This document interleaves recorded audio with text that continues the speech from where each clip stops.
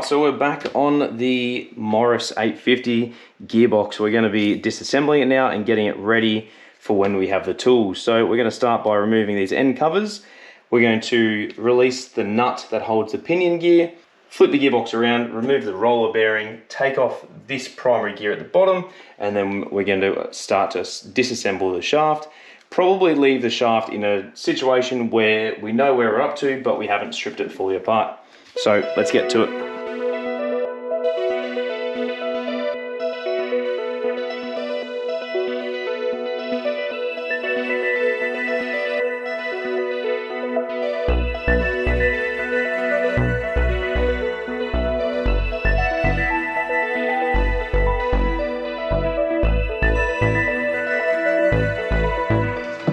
Okay, so next thing we're going to do is remove this nut off the selector shaft. Once we have done, we can then pull the shaft out and we can release the nut down here, or just there, shall I say, for the pinion gear.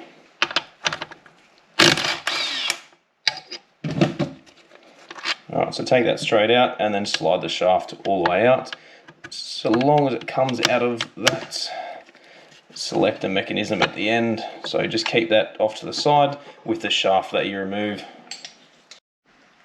Okay, so next step is going to be removing these 3 lock tab bolts in order for us to remove the pinion and then the locking cage for the shaft.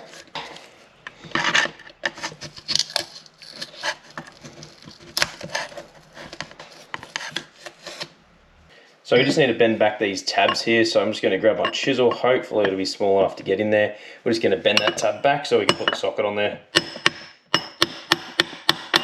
Sweet.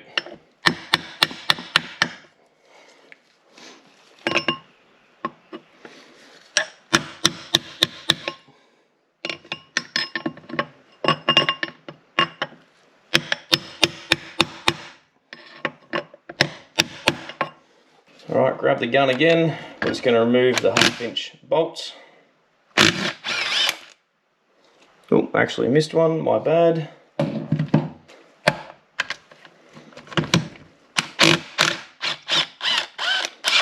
Alright, there we go. Make sure you retain these as well and replace them if possible.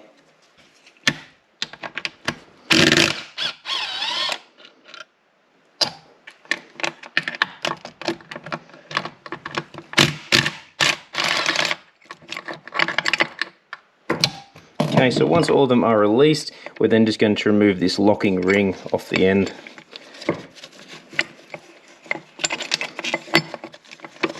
So that's what retains the bearing onto the shaft. Can just be a little bit stubborn to get out. There we go. Let's set that off to the side along with the tab and the bolt that just came out with it. So like I did on the previous video, I'm just going to stuff a rag down between 2 of the gears to lock the gearbox from turning.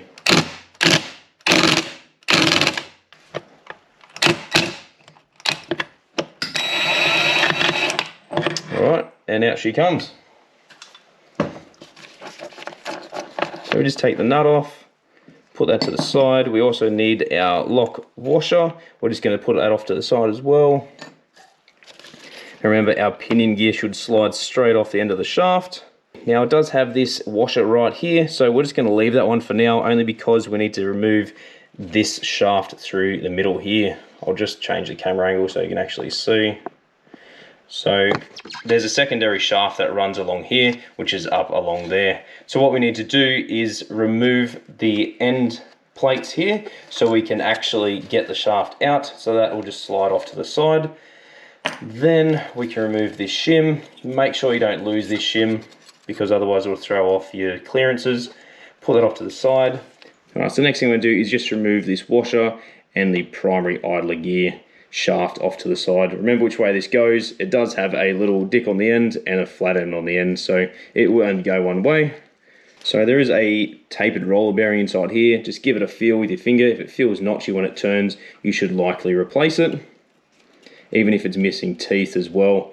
Now what we need to do is get this roller bearing off this shaft. You've got to be super careful here, otherwise you will find once you take this circlip off, if you're not careful, you will destroy the bearing. Because it has a plastic cage, they are a bit temperamental, so just be super careful when you remove that. Alright, so I decided not to film that because I had to go ham on it to get it out. Turns out that I have a new bearing and I've forgotten about it. So we had to destroy it to get it off, which isn't a drama. But make sure that when you replace the bearing itself, you replace the outer race inside the clutch housing. So I just noticed as well, this nut is completely loose. I've not even taken that off and it is loosey-goosey. So that is going to give us too much movement in the end of this gear. So let's hope it hasn't done any damage. We just need to bend this lock tab down. Alright, once it is bent down, we can then grab our rattle gun. Alright, so might even just be loose enough now for us to take that nut off, which it isn't because that lock tab's going to be a little bit of a prick. So we're just going to grab the socket and then just send it with the rattle gun. I'm just going to stop the gear from turning by wedging a screwdriver in here. And then off she comes nice and easily. So then that gear will slide directly off and that'll all stay together. So make sure you don't lose those and keep them with the circlip off to the side as well. Okay, so next thing we're going to do is remove the circlip that is inside here, retaining the bearing for the shaft. So you're just going to grab that, squeeze it together, and then we're just going to pull it out. These can be a little bit difficult, so just be patient with it. There we go, and lay that off to the side. So we're just going to grab our drift and we're just going to hit the end of here and just going to push the bearing out on the opposite side. Okay. So the next thing we're going to be doing is removing the oil pickup pipe. Once we've done that, we can then remove the shaft inside here, which is what they call the lay shaft. That gear assembly will then come out. Then we can work on pushing this set of gears across, which will then release the bearing inside there. Then we can push the bearing out the other side, and then we can take the shaft out. But also we need to remove the differential.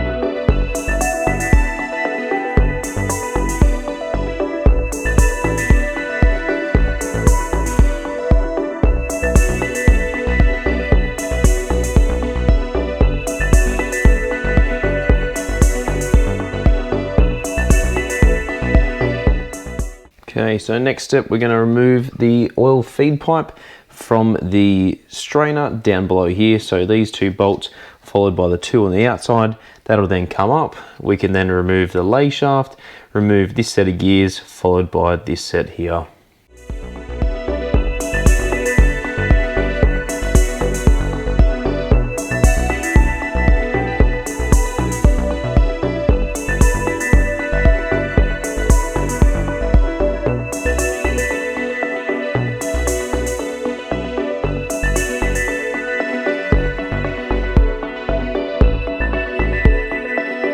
Okay, so now we've got this shaft loose. It hasn't come out yet, only because the lay shaft inside here is getting a little bit stuck, but that's fine. We can deal with that once we pull the main set of gears out. So what we're going to do is just grab our hammer and we're just going to push on the end of this shaft, which is then going to push the bearing out. We just need to make sure that fourth gear doesn't get caught on here as it goes out through the balk ring. Now the balk ring is essentially the synchro, so as the gearbox lines up at speed, it is going to make it a smooth and easy transition inside the gearbox and enable the gears to not grind. Without the synchro, it's going to grind. So if you've ever driven an old classic Beetle, you'll find they have a dog box, so first gear will always grind no matter what, because it is not a synchro mesh gear.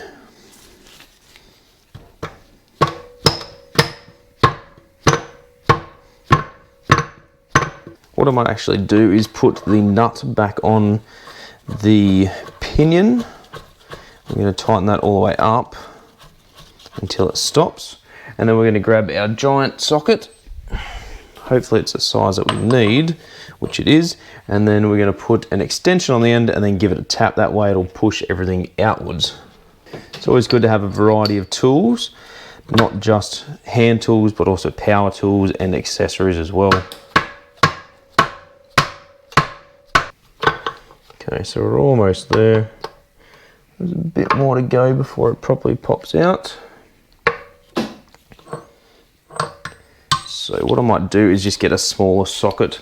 That way we can push on it properly and apply a little bit more force.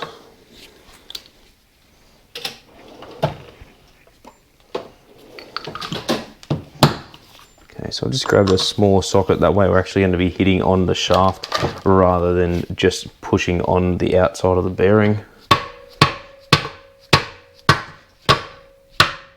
Alright, so that bearing should pretty much be out now. If we have a look around the other side, you should be able to see, yep, so she's pretty much just about to come out. Well, she pretty much is out. She's just been a little bit stubborn at the moment, so I'd imagine probably a couple more taps and she'll probably come straight out. But like I was saying before, we just want to, oh, there we go. So it just took a little bit of persuasion to get it out. Now inside here there are roller bearings, so if you're not going to be replacing these, you want to make sure that they're all in good working condition, as well as the bearing at the end. Going back to what I've said in previous episodes, a good way to know if a bearing is in a good working condition is not only to check any sort of free play in it once it's all together, but also audibly have a listen. If it sounds rough and quite uneasy, then it needs to be replaced. So now that we've pushed the gearbox all the way to one side, I've actually got one of these bearings inside here. So these bearings and springs have actually jumped out. I believe there's a spring outside here and there's still a couple in the bottom of the gearbox. So we just need to push the shaft the other way, push the other bearing out, and then we can get the remaining parts of it out. So this selector shaft has actually come off from the hub because I had it engaged with first gear, so we're just going to try and realign that. Oh, there we go. At least get it back on. Yep. Okay, so there is a special tool that you need to buy in order to push this bearing out. Now, if I just find it, I made this one at work today. So this was just an old washer that we had hanging around. It is quite thick, so that's just going to lay directly down in here. And then that's just going to push all the way up against the end, which is then going to enable us to push the bearing out without damaging it. The bearing needs to get pushed out, so what we need to do is hopefully we should be able to remove this set of gears now, hopefully. Okay, so we move the thrust washer at the end. We just want to make sure that we don't get these confused. Well, we actually can't, because I just realized they are two different sizes. So if you get them mixed up, then chances are it's probably not going to sit very flush. So we just want to make sure we keep those off to the side. Now, that set of gears should come off shortly. By should, I mean hopefully. Okay, so that's probably going to be a bit stubborn. I'll probably have to remove that last, but that's not a drama. So in order to get this shaft out, the shaft has a spout on about this long. We just need to put this tool down in between the end of the syncro and the bearing itself, and then apply pressure, push out the bearing, and then we can remove the entire shaft. All right, let's try this again. So just grab my drift, give this shaft a bit of a tap. Okay, cool, so now that's gonna wanna go. Cool, so I'm just gonna push it back just a fraction, just so I can slide my tool in there. So like I was saying before, I did make this tool. You can buy them online. I did order one, but sadly it's coming from the UK, so I wouldn't imagine it'll be here anytime soon. When it does, I will put it in the link in the description below, and I'll also show you guys what it looks like. So it is a tool that you will need if you are doing this sort of stuff.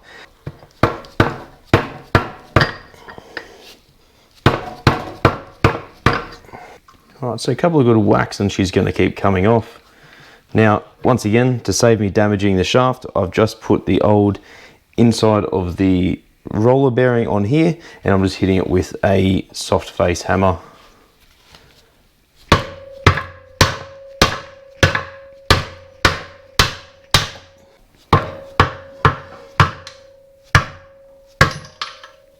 Alright, so there we go.